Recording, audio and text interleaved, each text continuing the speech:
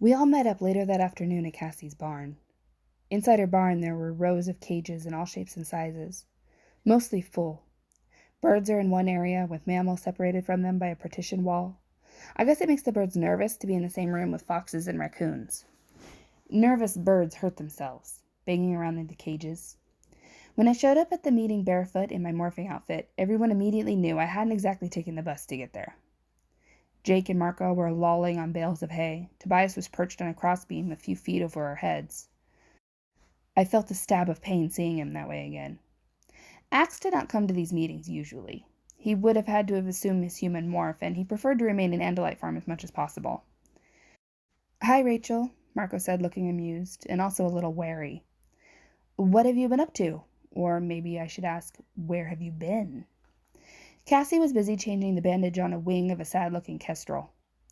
"Hey, Rachel," Cassie said. "Give me a hand here, will you? I didn't see you at school today." I went and held the struggling bird as well as I could. Kestrels are small falcons. This kestrel tried to take a bite out of me, but he was too weak to do any damage. "I kind of felt sick this morning," I told Cassie, "so I stayed home." "But you felt better this afternoon, huh?"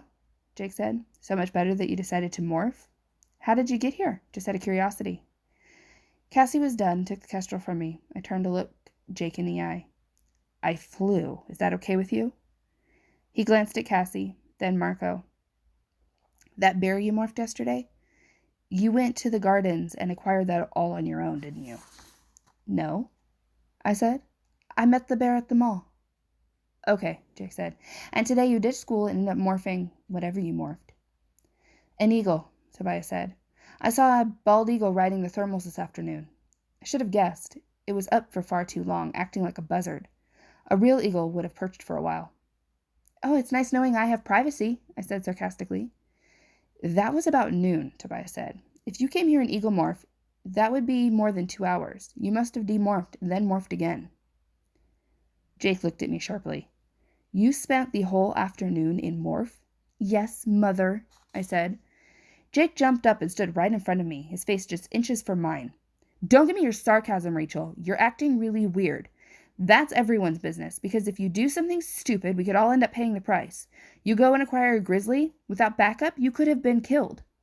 "So what?" I shot back. "You heard the Elemist. We're doomed. It's going to be Yerks 1, Human 0, we lose. So who cares about anything? Who cares if I skip school and go flying?" Suddenly Jake just sagged. "I don't know, Rachel. I don't have any answers.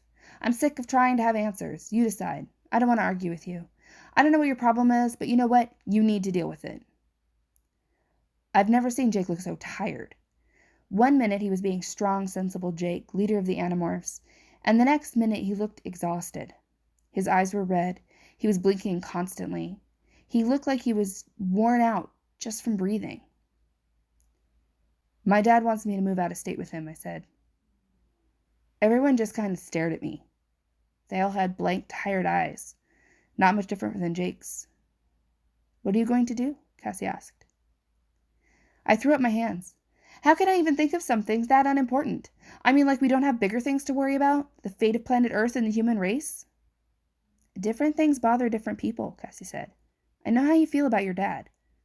"He's a jerk for dumping this on me," I said loudly. I mean, it was weird. All of a sudden, I felt like I was choking, like I was ready to explode, like my brain was spinning out of control. It's like, what am I supposed to do? I yelled. After what happened last night, after all that, I have to decide who I want to hurt, my mom or my dad, and you guys. And, come on, Rachel, Marco said kindly. Take it easy. Come on, you're a Xena. No, I'm not some stupid old TV character, and I'm not some comic book, Marco. I'm scared, okay? Just like the rest of you. I'm scared of what almost happened to me last night. I'm scared just knowing that place exists down there. I'm scared about what happens to me. I just wanted to run away, but I didn't think I could, so I was brave, because that's the way I'm supposed to be. But now everyone's going, oh, just come live with me and we'll go to ball games, and hey, forget moving to another state, we have a whole other planet for you. And the more exits I see, the more scared I get, all right? For a long time, no one said anything. Marco sighed heavily. I've been thinking. I'm changing my vote. If the Ellimist asks again, I'm going to vote yes. What? Jake demanded. Why? Marco shrugged. Rachel's losing it. If she loses it, how long are the rest of us going to last? Shut up, Marco. I'm not in the mood for your jokes, I said. Me neither, Marco said flatly. You know how much sleep I got last night? About an hour. Nightmares. I was a zombie in school today. I feel like my skin has all been rubbed with sandpaper. I'm jumpy, I'm scared, I'm stressed. It's going to happen, Jake said. This was always insane right from the start, Marco said. A handful of kids fighting an alien invasion. Looks what's happening. Tobias is trapped in a morph, Rachel's starting to use morphine to get away from her problems. The other night I woke up in a bed, and I didn't know what I was. I didn't know if I had hands, or fins, or claws, or talons. Maybe you and Cassie are immune, Jake, but I doubt it. We can't give up, Jake argued stubbornly.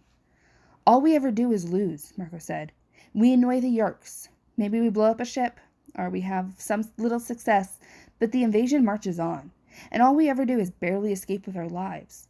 We're like some baseball team that never wins a game. And now, according to the Ellimist, we know it's going to be a whole losing season. We aren't going to the playoffs. I don't care, Jake said. I'm not giving up. Jake, Cassie said. See this? She held up her left arm and pointed to a scar above her wrist. I got this from a raccoon. The raccoon had been caught in a trap. Its leg was broken. I was trying to free it so I could save it.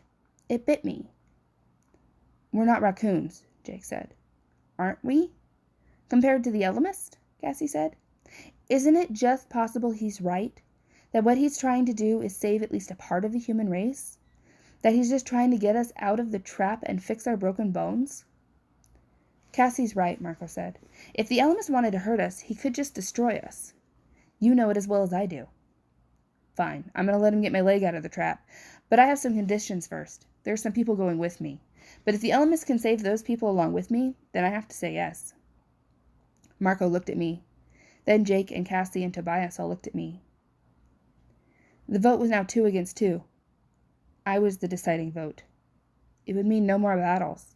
It would mean that somewhere, whatever the Ellimist took us, there would be no job in another state for my dad. There would be no more painful decisions for me to make. I opened my mouth and I started to speak. I promised I would ask you again. Uh-oh, Marco said. I will show you what you need to understand. I will show you what you need to understand. In an instant, we were gone from the barn. The 5 of us, and Axe, stood side by side in the middle of an empty field of scruffy, unkept grass. There was a long, low, tumble-down building 100 yards away. The Ellimist was nowhere to be seen. We were the only people around. 5 humans and 1 Andalite. 5 real humans. Tobias, I said. Yeah, he said, looking down at his hands. This routine again. Jake looked angry. Cassie marveled. Marco tried to smirk nonchalantly, but was not succeeding. No one looked tired anymore. Axe skittered nervously on his dainty hooves and stretched his tail as if preparing to use it. The Ellimist again, I said. Did you guys hear? Yeah, we heard, Jake said. So we get another chance to change our minds? Where are we? Cassie wondered. I mean, something about this looks familiar, but I can't quite place it. I had the same feeling, like this empty, dusty, blasted landscape was familiar. It was Tobias who saw it first. The school, he said. What? I said. No way. But he was right. I looked again and realized that I knew each of those tumble-down, destroyed buildings. Okay, I don't like this, Marco said. I don't even halfway like this. I mean, normally I'm all for seeing the school blown up, but I really don't like this. When did this happen? I wondered aloud. I skip one day and the place burns down?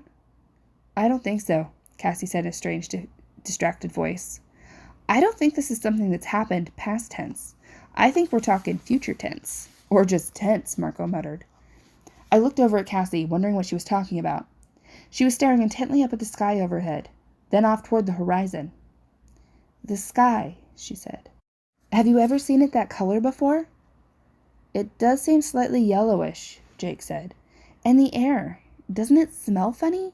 And look over there, the trees over behind the gym, they're dying. The Ellimist said he would show us something, I muttered. So what's he showing us? Axe? You understand any of this? There is a time distortion. I sense it, but I don't know what it means. It's the future, Cassie said. A chill crawled up my spine, but I wanted to think Cassie was losing it. But I also sensed the truth of what she said. Okay, Marco said. So what are we supposed to do now? Stand around here until the Ellimist comes back for us? Jake shrugged. I guess we look around. The mall is just a quarter mile or so. It should be open. So we walked, across the scuffy field, beneath a sky that seemed to add yellow and blue and make patches and wisps of green, unlike any sky I'd ever seen. We passed the school and looked around morbidly through blast holes to see if we'd recognize anything. Yeah! Marco yelled. He reeled back from one of the dark holes. I ran to look inside. It was a classroom. There was a skeleton lying crumpled across the teacher's desk. Oh my God, Cassie whispered. That body was just left there. That's Paloma's classroom, I said. History class. It took a few seconds for the significance of that to sink in. The body had been left there to rot. It must have taken years for it to be reduced to nothing but bones. Cassie's right. We're in the future, Marco said. But that's impossible. Impossible for humans, Axe said. But not impossible for Ellimists. Oh, I get it, I said angrily. It's a little lesson. The Ellimist is showing us what happens in the future. How cute, how clever. But how do we know this is really the future, and not just some show he's putting on? Let's try them all, Jake said, although I don't have a good feeling about this. We left the school behind us. I tried not to think about who the skeleton might have been. Some teacher? Some student? Some person who just happened to be in the wrong place at the wrong time? Maybe we can check the bookstore at the mall, Marco said. Find a world almanac or whatever for whatever year this is. See who won all the Super Bowls. And then when we go back to our own time, we can bet on the games. Make a fortune. I forced a laugh that came out like a grunt. We needed to keep our spirits up. Marco was trying. We reached the highway. 8 lanes of concrete, dead silent. Not a car, not a truck. Empty. On the far side of the highway was a rusted wreck of a car. Bony white hands clutched the steering wheel. We stayed away from it. I saw something that gleamed brightly off to the east. It seemed to run in a straight line from the far horizon to a point much closer. I squinted to see what it was. Too bad we don't have your hawk eyes now, I whispered to Tobias. It's a tube, I think, like a long, long glass tube. There, something is moving down it. It's like a conveyance of some kind, Axe said. He had turned all 4 eyes toward it. It seems to be a glass tube that goes on for many miles. Inside it are fast-moving platforms, like your trains, only faster. They're going perhaps 300 miles or more of your hour. They're everyone's miles, Marco said. You're on Earth, Axe. We all have the same miles. What about nations that use kilometers? Axe asked smugly. See, I'm learning. Some kind of very high-speed train system, Jake said. That's why no one was on the highway. The question is, who built the system? I pointed out. A few minutes later, we reached the mall, but it had changed. It had changed quite a bit. Oh, man, Marco said. Look at that. Oh, man. The mall was still standing. Even the sign that said Sears could still be seen. But holes, perfectly round and about 6 feet across, had been drilled into the sides of the 4 big department stores. There were 6 or 8 holes in the JCPenney, the same with Sears, and from the holes emerged Texans. They crawled in and out of the holes. They slithered down to the ground and up to the roof. Some were carrying boxes from a squat, bulky spacecraft that sat in the parking lot. They were unloading it like a truck, carrying silvery packages in through several of its holes. It's a hive, Cassie said. It's like a beehive or an ant colony. They've taken it over. The mall is a Texan hive.